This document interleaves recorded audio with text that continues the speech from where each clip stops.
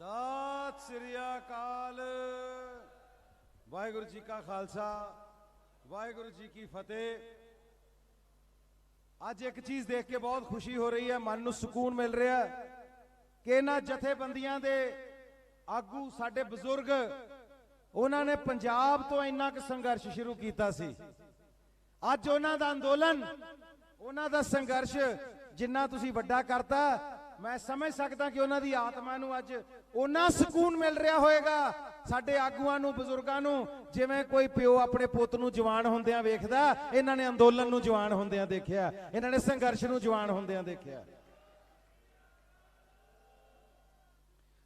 तुसी क्रांतिकारी हो, तुसी अंदोलनकारी हो, तुहाडा इतिहास गवाह बनेगा। तुहाडियां नस्लां, तुहाडियां पुश्तां अपने बच्चों नूं मान नाल दस्सिया करनगियां भई साडी बेबे भी अंदोलन च जाके बैठी सी। बेबे निहाल कौर दा जिक्र भी होना, बेबे प्रकाश कौर दा भी जिक्र होना, बीबे साडी बेबे धन कौर दा भी जिक्र होना, साडी हरियाणे तो आई कुशल्या देवी का भी जिक्र होना। कोई बीबी, माई, भाई, बच्चे, बुजुर्ग जिन्हों ने इत्थे हाजरी लवाई है, इतिहास भी ते तुर दरगाहे भी तुहाडी हाजरी लग रही है। याद रखियो, परमात्मा सब देखदा है, तुहाडियां हाजरियां उत्थे लग रही ने।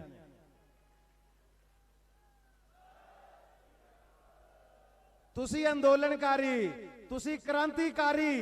साडे मानयोग प्रधानमंत्री साहब ने एक नवा ही नाम देता कल, अंदोलन जीवी। ये पता नहीं केड़ी डिक्शनरी चो कड्ढे, आपां तां कदे ना सुनिया ना देखिया। पर मैं एक गल अज मान नाल कहांगा कि सरकार नूं, प्रधानमंत्री साहब नूं, तुहाडे कोल तुहाडे अपने न्यूज़ चैनल ने, तुहाडे कोल तुहाडे चापलूस ने, तुहाडे कोल तुहाडा अपना टीवी है, पर जितना उन्होंने जिन्ना कोल 20 लाख अंदोलन जीवी है।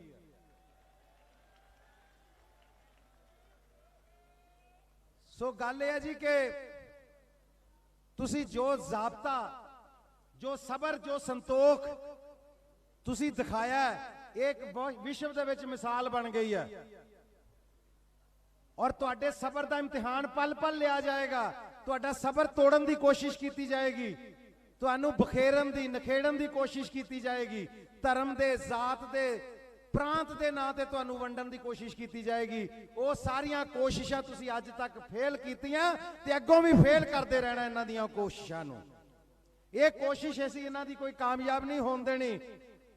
और एक गल मैं हुकूमत नू भी याद कराउणा चाहुंदा कि तुसी अज किसान नू मिट्टी दे विच मिलाउण दी कोशिश कर रहे हो।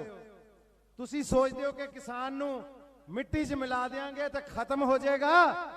मैं इन्हों दसना चाहना कि किसान है, इन्हों तो नसीहत लो कि एक बीज नू मिट्टी च मिलाउंदा ते एडा बूटा बन के बाहर आउंदा। तुसी किसान नू मिट्टी च मिलाउण दी कोशिश करते हो, देखो किड्डे किड्डे रुख बन के बाहर आउणगे। फिर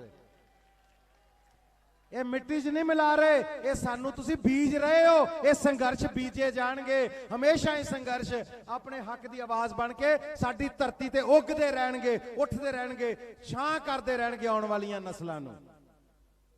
सो हालात ये बन गए, इन्हां ने हर हीला वरत के देख लिया, तुहाडे अंदोलन बदनाम भी करके देख ले,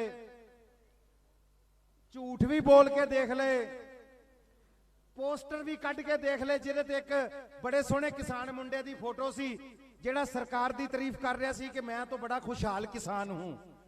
और तीजे दिन पता लगा बेचारा इत्थे ही बैठा सी थल्ले किते, वो ते आप पिट स्यापा करदा पिया सी सरकार दा। मैनू किसी ने कहा भी ये किसान दी फोटो किद्दां ला सकते हैं पोस्टर ते, ना क्यों लाई। मैं कहा जदों किसी मीट दी दुकान ते जांदे हो ना, उत्थे बाहर फोटो किहदी लगी हुंदी है, मैं कहंदा बकरे दी, मुर्गे दी। मैं कहा जिन्हों इन्हों ने हलाल करना तो जिन्हों चटकाउणा हुंदा ना, ओहदी दुकान ते फोटो लाई हुंदी है। इन्होंने पोस्टर ते फोटो भी तां ही लाई सी, किसान ही चटकाउणा। सो ये इन्हां दियां कोशिशां, लास्ट कोशिश तुहाडे ते पथराव भी करके देख ले, तुहानू बदनाम भी करके देख लिया, धार्मिक रंग देने की कोशिश करके देख ली, तुसी कोई कोशिश इन्हां दी कामयाब नहीं होण दित्ती। इन्हां ने हरियाणे दे विच ऐलान किया कि पता नहीं किन्नियां 600-700 रैलियां करांगे, किसान इकट्ठा होएगा जिहड़ा बिल्लां दे हक विच है, ਪਹਿਲੀ ਰੈਲੀ ਦੇ ਵਿੱਚ ਹੀ ਹੈਲੀਕਾਪਟਰ ਨਹੀਂ ਉਤਰਨ ਦਿੱਤਾ, ਕਿਤੇ ਉੱਤੇ ਹੀ ਰੈਲੀ ਕਰਕੇ ਮੁੜ ਕੇ ਥੱਲੇ ਨਹੀਂ ਹੋਈ।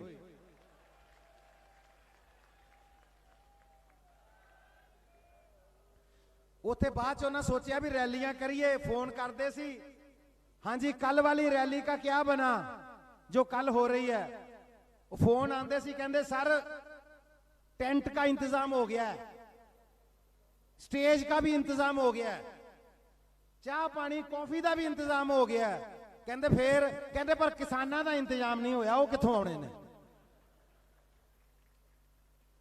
सो रैली तो तां करोगे जे किसान आके कोई सामने बैठेगा, दिहाड़ीदार किन्ने बिठा लोगे सामने।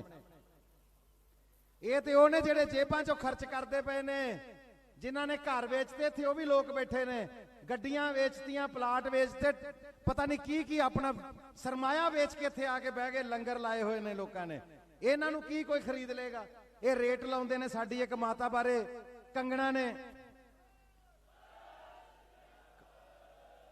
साडी एक माता बारे ने कहता कि वो बीबियां जिहड़ियां 500 रुपए च आउंदियां, ਜਦੋਂ रिहाना ने ट्वीट करता उदों कहंदी इसने करोड़ों रुपये लिए हैं। भाई तू रेट तय करती है सारिਆਂ ਦਾ, कौन किन्ने पैसे लैंदा। कमाल दी गल है। पर अज असीं ये दस्सण वास्ते इत्थे आए हां, बहुत जल्दी गल नूं खत्म करांगा क्योंकि बहुत सारे बुलारे ने। असीं सिर्फ ये दस्सण वास्ते आए हां कि जे 4 लोग बॉलीवुड दे, साडे किसानां दे, साडे आगूआं दे, साडे बुजुर्गां दे, साडे अंदोलन दे संघर्ष दे खिलाफ खड़े होए ना, अज 40 कलाकार बस भर के आए ने तुहाडे वास्ते। आ 40 कलाकार बैठे तुहाडी अपनी इंडस्ट्री दे। 4 दा जवाब 40 नाल देण आए आ। परमात्मा करे अंदोलन कल साडा असीं जित के खत्म करके घरां नूं मुड़ जाइए, अगे ना चलाउणा पवे। पर जे अंदोलन चलिया, यकीन करियो अज 40 आए आ छोटे जे नोटिस ते, अगली बारी 400 भी आके इत्थे बैठांगे तुहाडे नाल।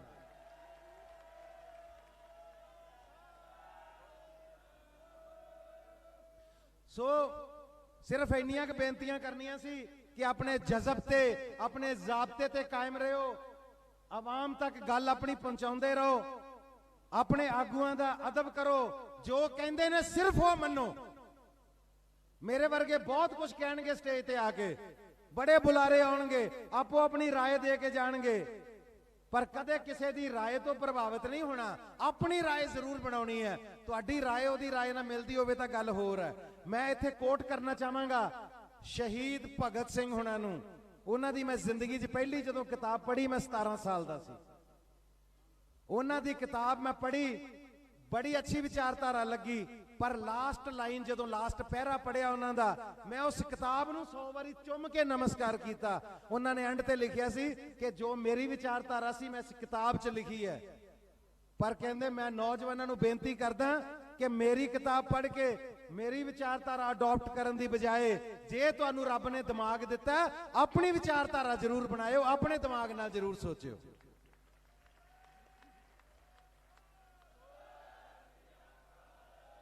सो तुसी विचारधारा दे मगर तुरे होए हो, तुहाडी विचारधारा सामने बैठी है, ये तुहाडे दिमाग दी सोच है जिन्हां नूं तुसी 6 महीने तो फॉलो कर रहे हो।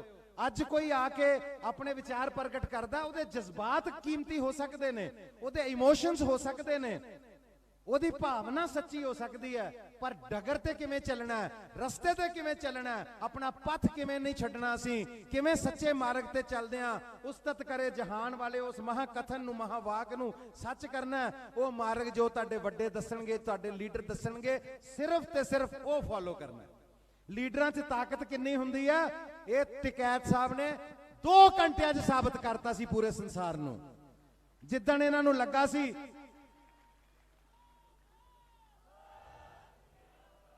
जिद्दण इन्हां नूं लगा सी कि अज असीं गाजीपुर दे तंबू इकट्ठे करके अगले तंबू ਸਿੰਘੂ ਬਾਰਡਰ ਦੇ ਇਕੱਠੇ ਕਰਾਂਗੇ ਤੇ ਅਗਲੇ ਤੰਬੂ ਅਸੀਂ ਟੀਕਰੀ ਦੇ ਇਕੱਠੇ ਕਰਕੇ ਵਲੇਟ ਕੇ ਟਰਾਲੀਆਂ 'ਚ ਲੱਦ ਕੇ ਭੇਜ ਦੇਾਂਗੇ। ਹੜ ਆ ਗਿਆ ਸੀ ਉੱਥੇ 2 ਘੰਟੇ 'ਚ ਨੇਰ ਲਿਆਂਦਾ ਸੀ ਜਰਨੈਲ ਨੇ, ਟਕੈਤ ਸਾਹਿਬ ਨੇ। ਉਹਨਾਂ ਅਥਰੂਆਂ ਦੀ ਤੁਸੀਂ ਜੋ ਕੀਮਤ ਪਾਈ, ਉਹਨਾਂ ਦੇ ਹੰਝੂਆਂ ਦੀ, ਉਹਨੂੰ ਅੱਜ ਸਾਰਾ ਸੰਸਾਰ ਜਾਣਦਾ। ਮੈਨੂੰ ਪੰਜਾਬੀ ਦੀਆਂ 2 ਲਾਈਨਾਂ ਯਾਦ ਆ ਗਈਆਂ ਕਿ ਉਹ ਤਾਂ ਤੈਰ ਜਾਂਦਾ ਸੀ ਵੱਡੇ ਵੱਡੇ ਦਰਿਆ। ਤੁਹਾਡੇ ਬਾਰੇ ਗੱਲ ਹੋ ਰਹੀ ਹੈ, ਤੁਸੀਂ ਨਹੀਂ ਪਰਵਾਹ ਕਰਦੇ ਉਦਾਂ ਕਿਸੇ ਦੀ। ਉਹ ਤਾਂ ਤੈਰ ਜਾਂਦਾ ਸੀ ਵੱਡੇ ਵੱਡੇ ਦਰਿਆ। ਸੁਣਿਆ ਕੱਲ ਕਿਸੇ ਦੇ 2 ਅਥਰੂਆਂ 'ਚ ਡੁੱਬ ਮਰਿਆ। ਉਹ 2 ਅਥਰੂਆਂ 'ਚ ਡੁੱਬ ਗਏ ਲੋਕ। ਸਤਿ ਸ੍ਰੀ ਅਕਾਲ।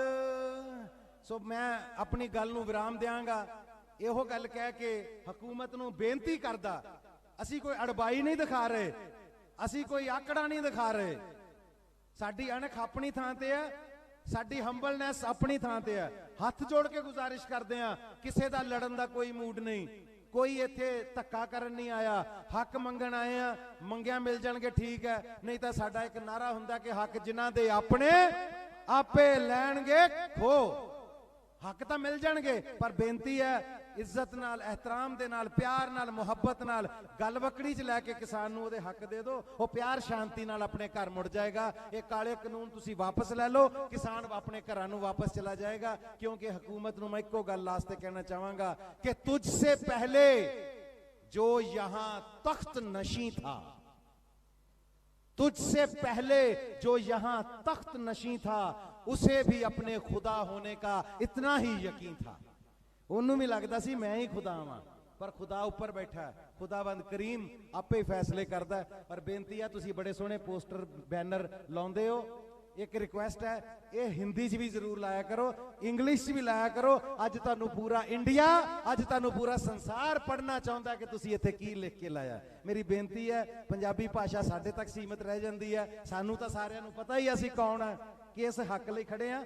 ਇਹਨਾਂ ਨੂੰ ਅੰਗਰੇਜ਼ੀ ਵਿੱਚ ਵੀ ਲਾਓ, ਹਿੰਦੀ 'ਚ ਵੀ ਲਾਓ, ਸਾਰਾ ਇੰਡੀਆ ਤੁਹਾਨੂੰ ਪੜ੍ਹੇ, ਸਾਰਾ ਸੰਸਾਰ ਪੜ੍ਹੇ। ਵਾਹਿਗੁਰੂ ਜੀ ਕਾ ਖਾਲਸਾ, ਵਾਹਿਗੁਰੂ ਜੀ ਕੀ ਫਤਿਹ।